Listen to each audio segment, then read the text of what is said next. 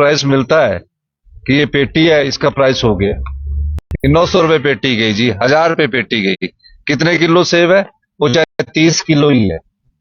तो उस दृष्टिगत हमारी सरकार ने बागवानों के हित के लिए काफी सोच विचार किया, और जो जगत सिंह नेगी जी हमारे हॉर्टिकल्चर मिनिस्टर है, हमने ये फैसला किया है जितने भी बागवान हैं हिमाचल प्रदेश में, चाहे वो एप्पल ग्रोवर्स है या और भी बागवान है, कि जो भी वेट के हिसाब से जो भी हमारे किसान होंगे, बागवान होंगे, हम वेट के हिसाब से, पर किलो के हिसाब से उसका रेट तय करेंगे। ये फैसला हमारा आज हुआ है। ये बागवानों के लिए बहुत बड़ी राहत की बात है। कई बागवान बेचारे गांव में 30 किलो की पेटी भर के दे देते थे, 25 किलो की पेटी भर के दे देते थे। इस दृष्टिकोण से आज हमने बागवानों के हित में ये फैसला किया कि पहले तो यूनिवर्सल कार्टन बॉक्स के बारे में पता करेंगे कि इतनी जल्दी उपलब्ध हो सकता कि नहीं हो सकता। अगर नहीं हुआ तो हमने अभी ये इंतजाम किया है कि वेट के हिसाब से किसान को उसका उचित मूल्य मिले, बागवान को उसका उचित मूल्य मिले। इस दृष्टि से कौन से हमने एक नियम लागू कर दिया है कि जो अगला जो हमारा एप्पल का सेब सीजन होगा उसमें हम वेट के हिसाब से कीमत की तय करेंगे। धन्यवाद। सर किस तरह से देखते हैं अपने पहले बजट सत्र को आप, और जो अपने नए बिल लाए हैं, पारित किए, खासकर सुखाश्रय का जिक्र बहुत किया। देखिए, या तो विपक्ष समझना नहीं चाहता या विपक्ष समझकर अनजान बनना चाहता। मुझे बड़ा वो जब बिल पर चर्चा हो रही थी तो प्रावधानों पर चर्चा नहीं हो रही थी, राजनीतिक भाषण हो रहा था और कहा जा रहा था कि केंद्र की सरकार का ये बिल है। ये हिंदुस्तान का पहला ऐसा बिल है जिसमें बच्चा 0 से लेकर 27 साल तक, कोई भी हिंदुस्तान में 27 साल के ऊपर अनाथ बच्चे जो है, जो उनकी माता नहीं है, पिता नहीं है, उनका ख्याल रखता है। हमारी सरकार ने इस बिल को पास कर उनको अधिकार दिया है।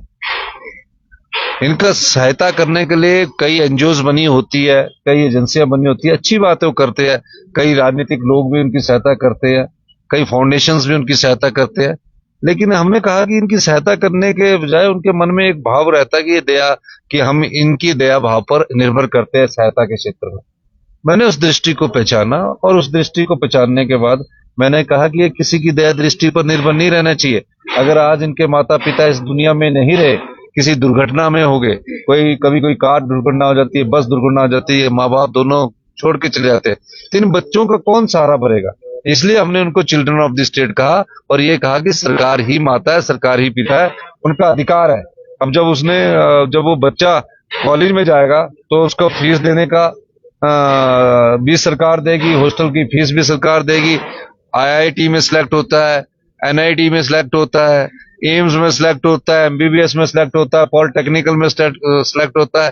बेटियां अगर बीएससी नर्सिंग करती है उसमें सिलेक्ट होता है, या कोई उच्च शिक्षा प्राप्त करती है तो हॉस्टल का खर्चा तो देगी, फीस का खर्चा तो देगी, 4000 रुपया मासिक पॉकेट मनी के लिए भी देगी।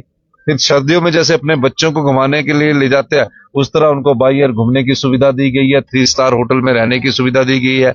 गर्मी सर्दी के कपड़े कौन से पहनने, उस दृष्टिकोण से दिया गया। ऐसा कोई बिल आज तक आया नहीं है।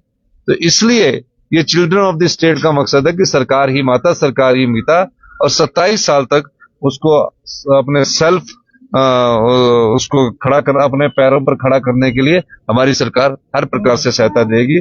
तो जब वो चर्चा कर रहे थे तो केंद्र के बिल का प्रोटेक्शन केयर और उसकी बात कर रहे थे, जबकि उस इस बिल से कोई लेना नहीं है। ये हिमाचल प्रदेश की सरकार अपने पैसों से 101 करोड़ रुपए का कोर्स स्थापित करने के बाद, और तकरीबन 1 करोड़ रुपया दान में आ चुका है। इस बिल को आज मुझे बड़ी खुशी है कि इसको हमने एक्ट के रूप में लाया है, और उन बच्चों के लिए हमारी सरकार की सामाजिक जिम्मेवारी बनती है, ये उनका अधिकार बनता है। जो बच्चे अपने बचपन में, छोटी उम्र में अपने माता पिता खो गए या उसके बाद अपने माता पिता खो गए, ये अब उनके अधिकार क्षेत्र में आता है। इसके नियम जल्दी लागू कर दिए जाएंगे और इस सुविधा का लाभ वाले समय में मिल जाएगा। नेता प्रतिपक्ष ने ये कहा आपके नाम से सरकार आगे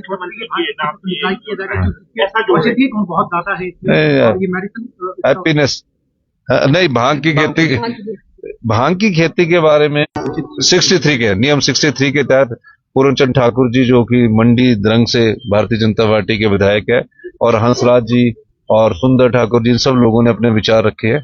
तो इस दृष्टि से कि जैसे कि हंसराज जी ने अपना अनुभव बताया, तो अगर मेडिसिन यूज के लिए होगा तो अभी तो इस पर कमेटी बनाई है। जब तक कमेटी रिपोर्ट देंगे, कमेटी की रिपोर्ट के बाद स्टडी करेंगे, उसके बाद हम इस दृष्टि से आगे बढ़े। वो तो भांग पर थी, अफीम के तो हिमाचल में वातावरण नहीं है। सर, नेता प्रतिपक्ष ने ये कहा अभी थोड़ी देर पहले, जो विरोध प्रदर्शन सदन में किया गया वो करना नहीं चाहता था विपक्ष, पर आपकी सरकार ने कुछ ऐसे फैसले लिए तो विपक्ष को इतनी जल्दी अपनी मुख्य भूमिका में आना पड़ा। देखिए, ये जब बौखलाहट होती है, अब सत्ता में रहते हुए तो थोड़ा कम गुस्सा आता था, लेकिन विपक्ष में रहते हुए बहुत गुस्सा आता है और बहुत जल्दी उठ जाते हैं। तो मेरा ये मानना है कि कोई ऐसा फैसला हमने हिमाचल प्रदेश के नागरिकों के खिलाफ नहीं लिया। हमने जो भी फैसले लिए हिमाचल की जनता और हिमाचल के भविष्य को देखते हुए लिए। हम ऐसे संस्थान नहीं खोल सकते जहां हम वार्ड वाई के सारे सिविल हॉस्पिटल चलाए, डिस्पेंसरी चलाए। हमारे मेन हॉस्पिटल खाली हो गए, आईजीएमसी खाली है, जहां अभी आपका टांडा खाली है, नेर चौक खाली है, नाहन के जो मेडिकल कॉलेज है, रीजनल हॉस्पिटल खाली है। आप और संस्थाएं खोल रहे हैं, उस संस्थाओं से 2 भेज रहे हैं। शिक्षा संस्थानों में बच्चे नहीं है। 286 स्कूलों में तो एक भी नहीं है। 3100 कुछ स्कूलों, 3148 स्कूलों में एक बच्चा है 5 क्लासों को पढ़ाने के लिए।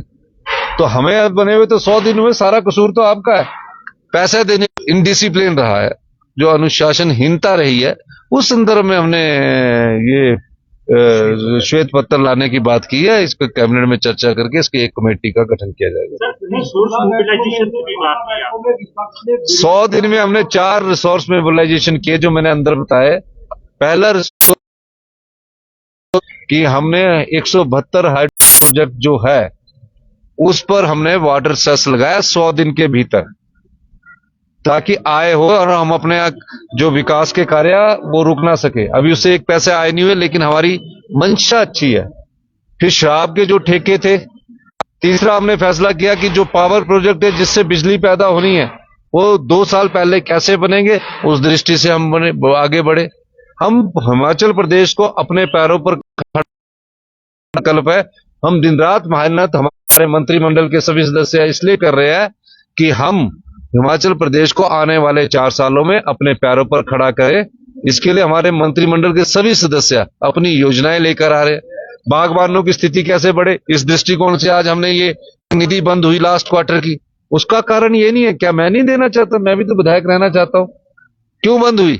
इन्होंने ऐसी अव्यवस्था फैलाई है जिसके कारण हमको ये देखना पड़ रहा है कि कैसे हिमाचल प्रदेश अपने पैरों पर खड़े हो। जिस प्रकार से हमारे मंत्रिमंडल के सदस्य दिन रात मेहनत कर रहे हैं, उनकी एक ही इच्छा है, सभी मंत्रिमंडल और सभी हमारे विधायकों की भी और हम प्रदेश की जनता की, कि हमें अपने पैरों पर खड़ा होना पड़ेगा। प्रत्येक हिमाचली पर 93,000 रुपए का 92,838 रुपए का कर्ज है। प्रत्येक हिमाचली पर 6,000 करोड़ रुपया हमको लेना है कर्ज के रूप पर। हम कर्ज के सारे कब तक अपनी राजनीतिक रोटियां सेकते रहेंगे?